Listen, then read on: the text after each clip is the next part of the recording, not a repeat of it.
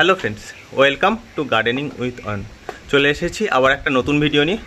বন্ধুরা, তোমরা যেমনটা দেখতে পাচ্ছ, আকাশের হাল কিন্তু ভালো না। ইতিমধ্যে বৃষ্টি শুরু হয়ে গেছে এবং গাছগুলো আপাতত ভিজে কিন্তু সবুজ এবং প্রাণবন্ত হয়ে উঠেছে।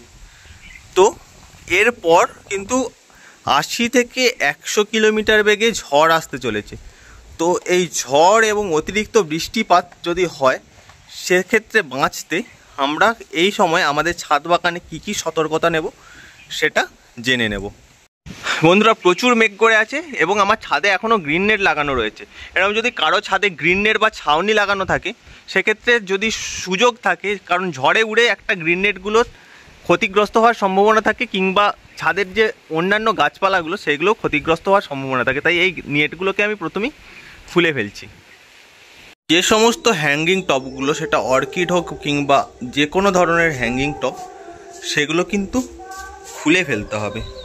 কারণ এই হ্যাঙ্গিং টপগুলো যদি প্রচণ্ড পরিমাণে ঝড় হয়, সেই ঝড়ের দাপটে পড়ে গিয়ে ভেঙে গিয়ে গাছগুলো ক্ষতিগ্রস্ত হওয়ার একটা সম্ভাবনা দেখা যেতে পারে।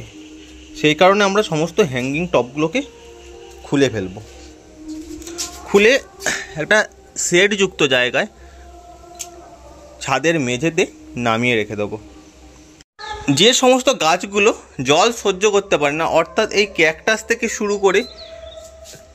থেকে শুরু করে বিভিন্ন ধরনের ইনডোর গাছ যেগুলো জল সহ্য করতে পারে না, সেগুলোকে কিন্তু অতি অবশ্যই ছাদের কোনো একটা শেডযুক্ত জায়গার মধ্যে, সেটা চিলে ছাদে হোক কিংবা সিঁড়িতে হোক, সুন্দর করে সাজিয়ে রাখতে হবে, যাতে ঝড়ঝাপটা এবং বৃষ্টিতে এদের শেকড় পচে নষ্ট হওয়ার সম্ভাবনা খুব একটা না দেখা যায়।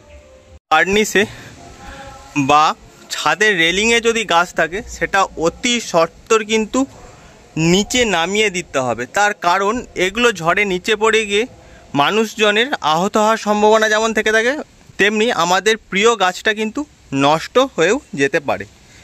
এবং যদি সম্ভব হয়, এই সমস্ত বড় বড় টবগুলো যদি সরানোর না জায়গা থাকে, সবথেকে বেস্ট উপায় এইভাবে শুইয়ে দিতে হবে। যদি এইভাবে শুইয়ে দেওয়া হয়, তাহলে ঝড়ের ঝাপটা কম লাগবে এবং টবের মাটিতে জল জমে কিন্তু শেকড় পচার সম্ভাবনাটা অনেকটা কমে যাবে। যেহেতু বৃষ্টিটা খুব দীর্ঘ সময় ধরে স্থায়ী হবে না, সেহেতু বেশিরভাগ গাছ, যেমন বোগেনভেলিয়া থেকে শুরু করে বিভিন্ন ধরনের গাছ এবং ফল গাছ, এই সমস্ত গাছগুলো কিন্তু অনেক দিন গরম গেছে, বৃষ্টির জল পেলে কিন্তু এরা নতুন জীবন ফিরে পাবে। তাই খুব একটা আতঙ্কিত হওয়ার কোনো কারণ নেই। শুধুমাত্র এই প্রিকশনটা নিতে হবে, যাতে ইনডোর গাছ যেন বাড়ির মধ্যে থাকে, যাতে বৃষ্টির জল সরাসরি না পায়, এবং আউটডোরের যে গাছগুলো সেগুলো বাইরেই থাক, কিন্তু ঝড়ের ঝাপটায় ভেঙে যাতে না যায়, যাতে টব ভেঙে বা গাছ পড়ে যাতে গাছের ক্ষতি এবং টবের ক্ষতি না হয়, সেই বিষয়টা অবশ্যই লক্ষ্য নজর রাখতে কিন্তু হবে। এবং আরও একটা জিনিস খেয়াল রাখতে হবে, যাতে মাটিতে জল না জমে। তার জন্য টবের ড্রেনেজ সিস্টেম যদি ভালো না হয়, সেক্ষেত্রে টবটা শুইয়ে দিতে হবে।